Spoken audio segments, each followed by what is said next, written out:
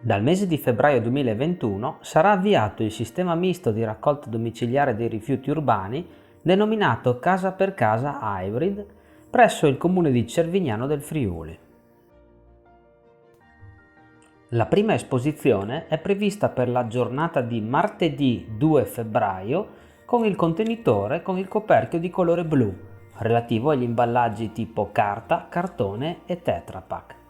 La prima raccolta verrà effettuata entro la giornata successiva, mercoledì 3 febbraio.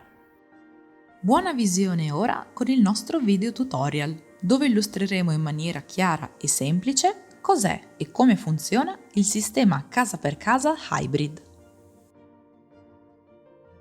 Ricordati infine che un mondo migliore comincia da te.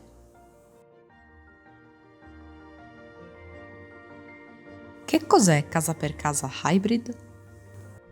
È un sistema ibrido ed evoluto per la raccolta di rifiuti pensato da NET e Comune di Cervignano del Friuli, cucito su misura per la città. Il modello abbina l'efficacia e la praticità della raccolta dei rifiuti di tipo domiciliare per determinate frazioni di imballaggi e rifiuti all'evoluzione smart dell'attuale sistema di raccolta di tipo stradale per le restanti frazioni merceologiche. Il sistema casa per casa hybrid è un sistema integrato o, più semplicemente, misto.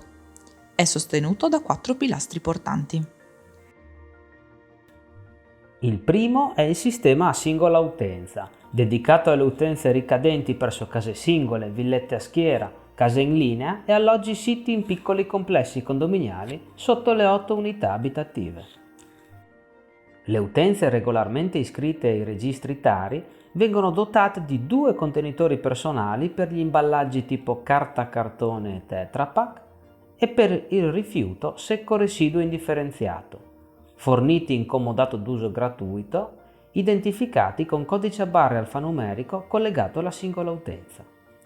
Per gli imballaggi tipo plastica, le utenze vengono dotate annualmente di 50 sacchi a perdere forniti gratuitamente.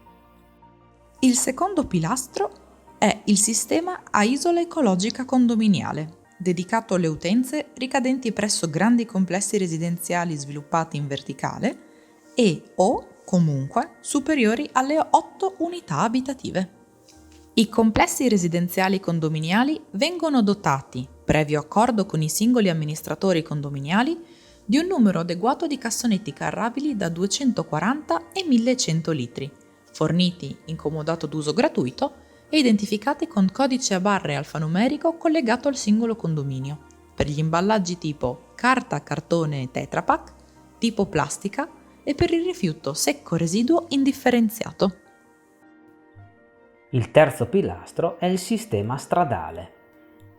Il rifiuto organico deve essere conferito all'interno dei nuovi contenitori stradali dotati di sistema di apertura elettronico utilizzando la tessera personale, cosiddetta Smart Card. Gli utenti possono conferire i rifiuti senza limiti di orario o di frequenza. Gli imballaggi tipo vetro e barattolame vanno conferiti, come attualmente, all'interno dei contenitori stradali dedicati e dislocati sul territorio comunale. Anche in questo caso gli utenti possono conferire i rifiuti senza limiti di orario o di frequenza. Il quarto e ultimo pilastro è il centro di raccolta comunale, dove le utenze possono conferire gratuitamente numerose tipologie di rifiuto differenziato, in particolare verde da sfalcio e ramaglie, rifiuti ingombranti, RAEE, oli vegetali e molto altro. I rifiuti tipo organico umido vanno conferiti nei contenitori stradali di colore marrone.